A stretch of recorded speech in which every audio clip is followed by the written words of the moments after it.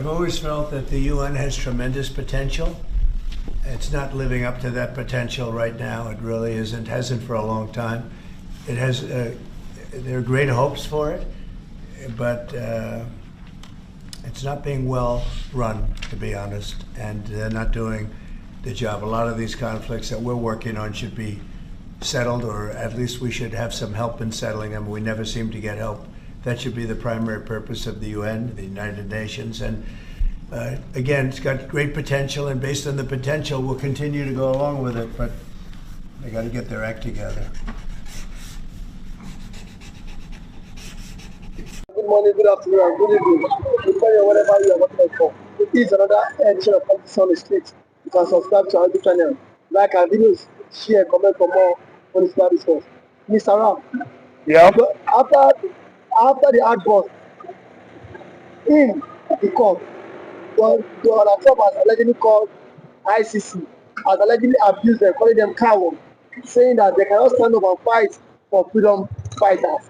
He vows, he said he will sanction ICC if ICC does not interfere in this issue of nnamdikanu, and that everyone has right to fight for freedom and agitate. How can you that be said? And actually, exactly that's what ICC stands for. They are cowards.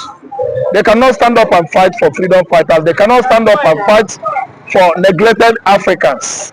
See, let me tell you, this like a high school action of ICC and United Nations is only playing out on the African continent. Recently, we discovered that if there's any issue like that, political crisis in the Western world, ICC, United Nations, they will stand up and make sure that they fight for the whites. Okay, look at the issue at Gaza, the conflict at Gaza.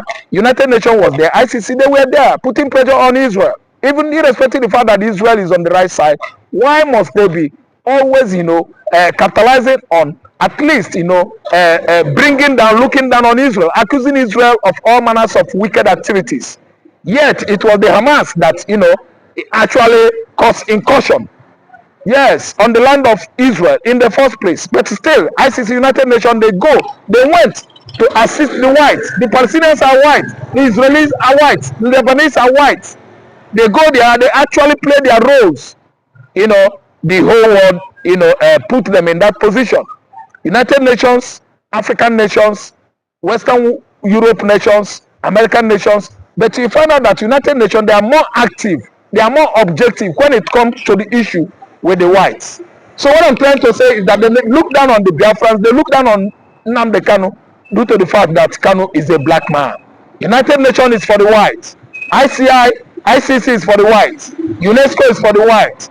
Even if care is not taken, NATO is for the whites. Because I've never seen NATO being active in this recent time on African issue.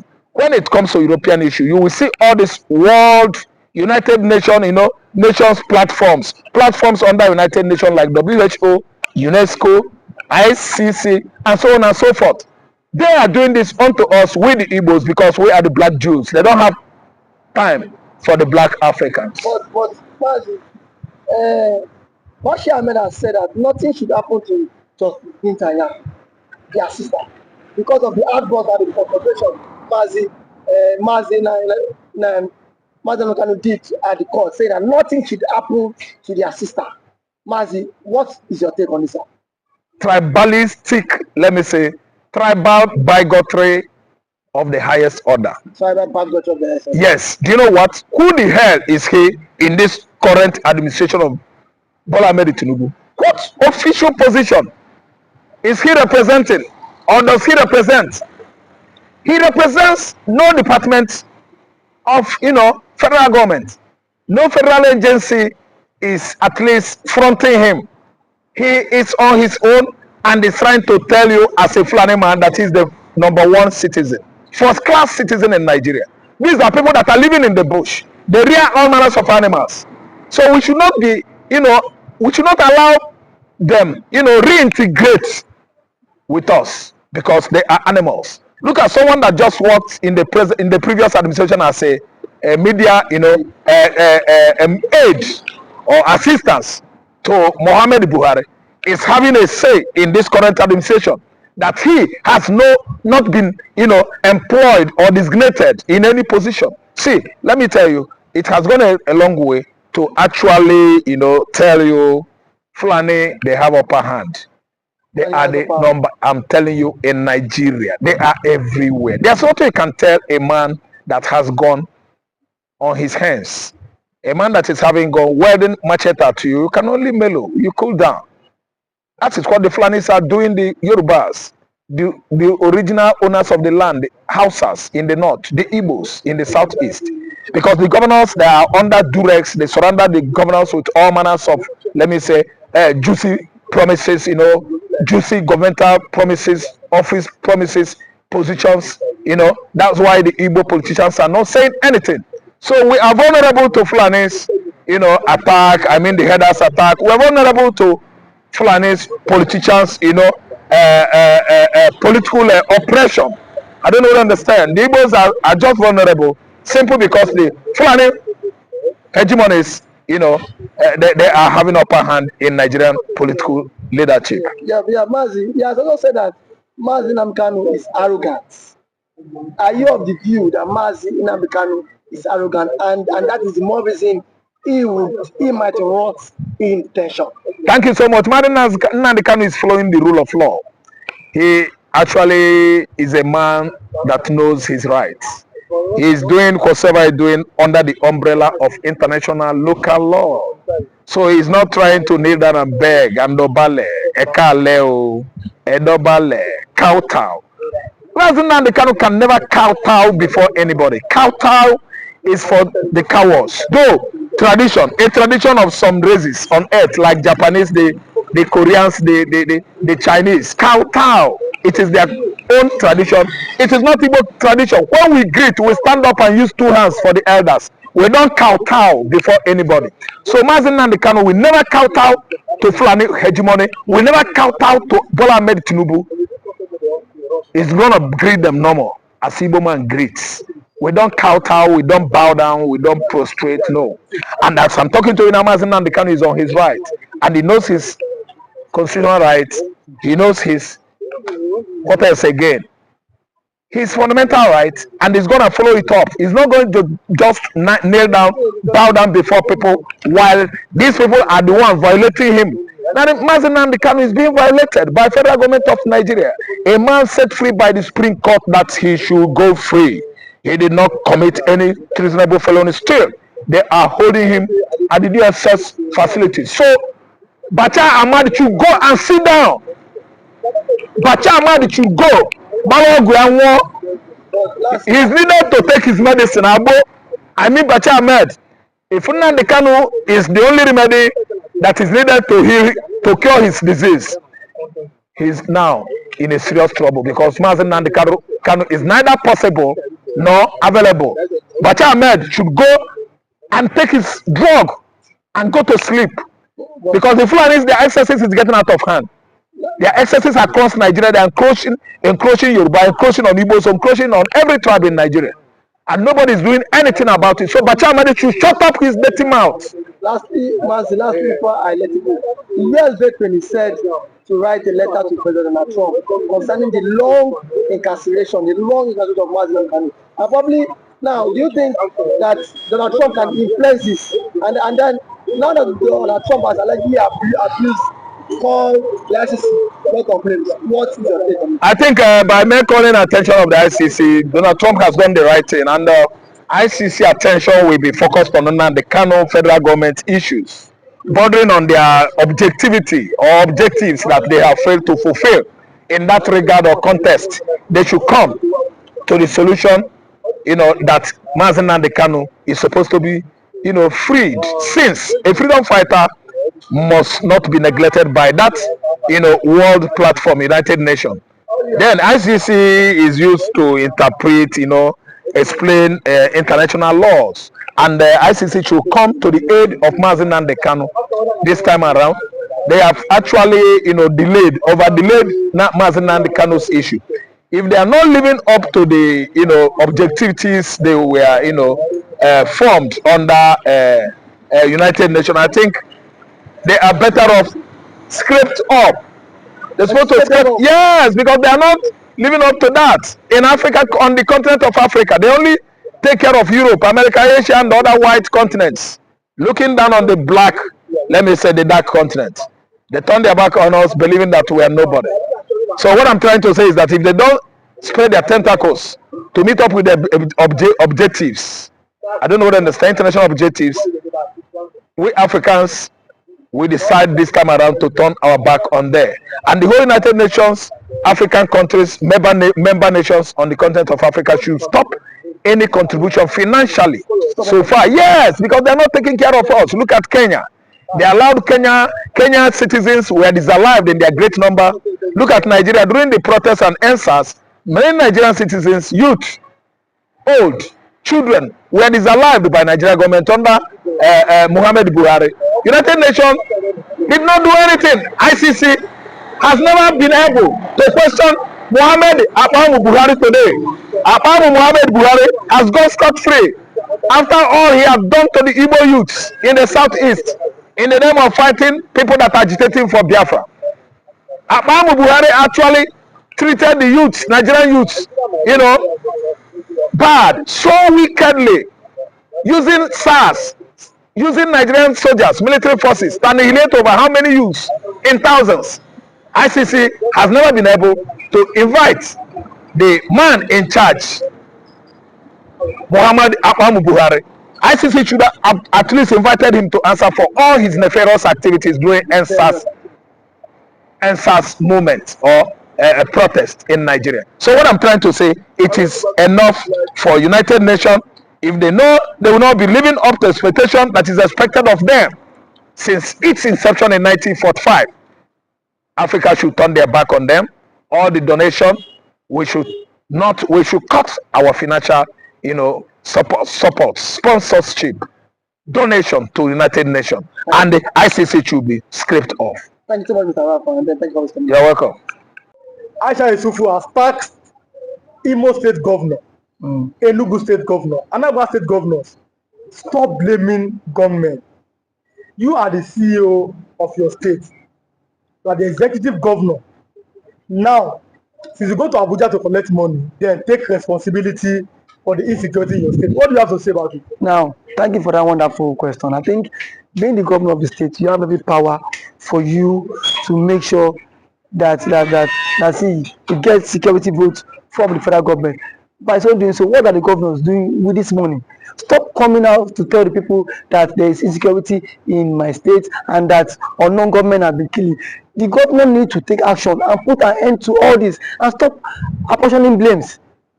The people you are apportioning blames to are the people who their lives and properties are entrusted in your hand as the chief security officer of the state. So for a governor to come and start telling people that there is insecurity in my state, I think to me the governor need to stand up and then act now, because every now and then allocation is being shared for you, security vote is being given to you, and you have the mandate. The primary function of government is to protect life and property. Yes. So if you cannot protect life and property, then why are you the governor? But some have said that the governors have no power over the military. That it's only the president as the commander-in-chief of the armed forces. What do you have to say about that? The governor does not have power over the military. That is true. But see, the question is that can the governor summon military chiefs in their states, the division's commander, to sit and dialogue for a way forward? The answer is yes. So if you can do that, so indirectly it's you have power over the military. Now when it calls for security meeting, don't these men don't these guys attend in his various place? They do. So the president should not come and say that he does not have the governor should not come and say he does not have power. We still have killings in Imo State, Enugu State, and some other states. For how long can we continue in this path? The people are scared of their lives. The people cannot even access government, access those who they claim to be what? Electorate. We cannot assist people that gave us the mandate. So how long can they continue like this? So I think the government of these states on their own, they need to up their games. You must up your games as a governor if you don't want to be sacked come 2027. But there's always been this fear that the votes of Nigerians does not count, and that is why our elected officials are acting this week. That assuming our vote is counting, they will sit up knowing that if I don't perform, no second term for me. You agree with that statement? Our vote does not count. I cannot say if our vote count or not because I have not conducted any election. So what I'm to say is that people have lost confidence in the INEC. In the power. The reason why they've lost You've lost confidence because so many persons have seen the case of Hope Uzodinma when he but reason best the court knows why he had to give it to him. But someone who came forth in the election was uplifted and then he came forth. So the court cited some reasons which Hope Uzodinma became the governor. Reason best known to them. I am not in the position to speak for the court. But one thing is that INEC needs to be the trust of Nigerians again. You saw what happened in last election.